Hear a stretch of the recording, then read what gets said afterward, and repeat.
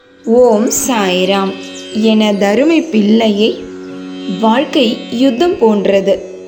இந்த யுத்தத்தில் நீ எவ்வாறு எதிரி இல்லாமல் போரிட முடியாதோ அவ்வாறே உனது வாழ்க்கையிலும் எதிரி நிச்சயம் தேவை. எதை கண்டும் அச்சம் கொள்ளாமல் துணிந்து எதிர்த்து நின்று போராடு.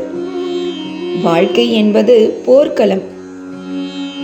போர்க்களம் மாறலாம், போர்கள் என்றுமே மாறுவதில்லை. என் மீது உனக்கு உள்ள நம்பிக்கை என்றும் வீண் போகாது.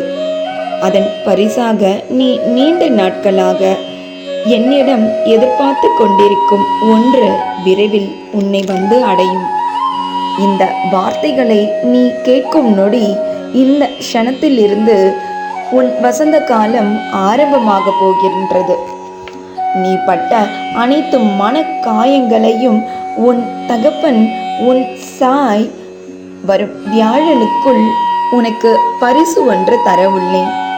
அது உன் வாழ்க்கையை மாற்றப் போகின்றது. அந்த பரிசு எதுவாக வேண்டுமானாலும் இருக்கலாம்.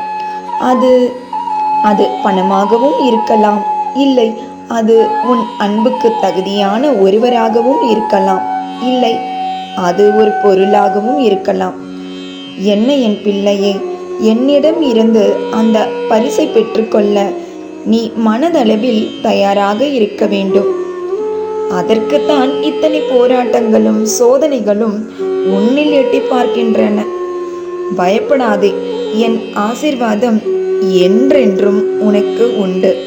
உனக்கும் உன் பிள்ளைகளுக்கும் உன் மொத்த குடும்பத்திற்கும் என்றென்றும் எனது ஆசீர்வாதம் உண்டு.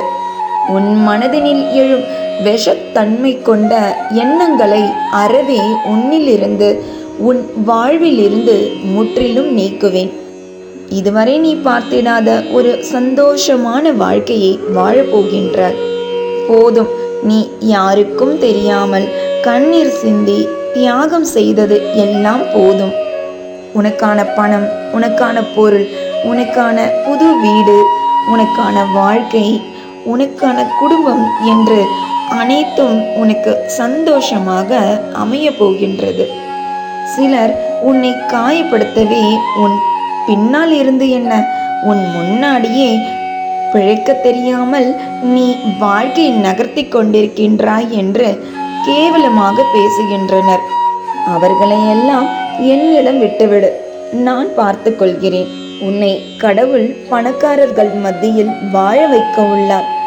உன்னை கடவுள் ஒரு வசந்த இடத்தில் உன்னை வைத்து அழகு பார்க்க உள்ளார் என்றால், உனக்கு வரும் பணத்தில், நீ சம்பாதித்து வரும் பணத்தில் நீயும் உன் குடும்பமும் மட்டும் வாழ்வதற்காக அல்ல, உன்னை சுற்றியுள்ள இயலாதவருக்கு உன்னால் இயன்ற உதவியை செய்வதற்காகவே. இதை புரிந்து வரும் நாட்களில் நீ செயல்பட வேண்டும் என்பதற்காகவே. போதுமான உணவு கூட உனக்கு இல்லாத கடினமான நாட்களான இன்று உனக்கு கொடுத்துள்ளார். உனது பிரார்த்தனைகள் வீணாகிவிடுமோ என்று பயப்பட வேண்டாம். இறைவன் மேல் நம்பிக்கை இருக்கும் வரை அது வீண் போய்விடாது. நீ நினைத்ததை அவர் உன்னிடம் கொண்டு வந்து சேர்ப்பார், அதற்குரிய சிறந்த நேரத்தில். இன்றும் என்றும் என்றென்றும் உன் சாயப்பா உன் அருகில். வாழ்க வையகம், வாழ்க வளமுடன். ஜெய் சாய்ராம்.